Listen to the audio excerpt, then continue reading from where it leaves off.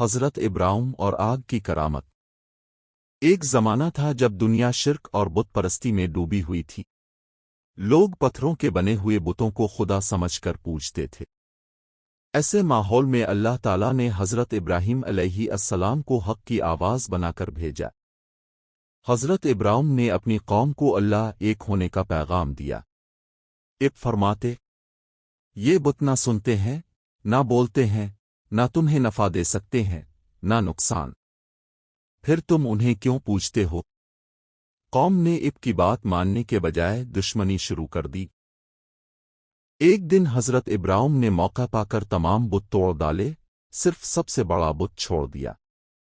جب قوم واپس آئی تو چیخ الفاٹے، یہ کس نے ہمارے معبودوں کے ساتھ یہ کیا؟ سب نے کہا، یہ کام ابراہیم نے کیا ہے؟ سچ کی جرت۔ حضرت ابراہیم کو دربار میں پیش کیا گیا۔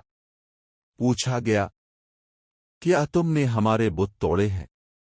اب نے فرمایا، اگر یہ بول سکتے ہیں تو ان سے پوچھ لو۔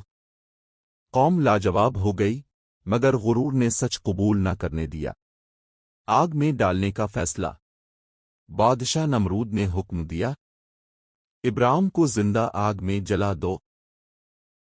اتنی بڑی آگ جلائی گئی کہ پرندہ بھی اس کے اوپر سے نہ گزر سکے۔ اللہ کی عظیم کرامت۔ جب حضرت ابراہیم کو آگ میں ڈالا گیا تو اللہ تعالیٰ نے فرمایا، اے آگ، ابراہیم پر ٹھنڈی اور سلامتی والی ہو جا۔ آگ فوراً گلزار بن گئی، نہ کپڑے جلے، نہ جسم کو نقصان پہنچا۔ قوم حیران رہ گئی۔ یہ اللہ کی عظیم کرامت تھی جو ثابت کرتی ہے کہ اللہ جسے چاہے بچا لیتا ہے۔ حق پر ڈٹ جانے والا کبھی اکیلا نہیں ہوتا۔ صبر اور یقین کا انجام ہمیشہ کامیابی ہے۔ اختتامی پیغام۔ یہ واقعہ ہمیں سکھاتا ہے کہ اگر ہمارا ایمان مضبوط ہو تو دنیا کی کوئی طاقت ہمیں نقصان نہیں پہنچا سکتی۔ اختتامی دعا۔ یا اللہ، ہمیں بھی حضرت ابراہیم جیسا مضبوط ایمان، صبر اور توکل عطا فرما۔ آمین۔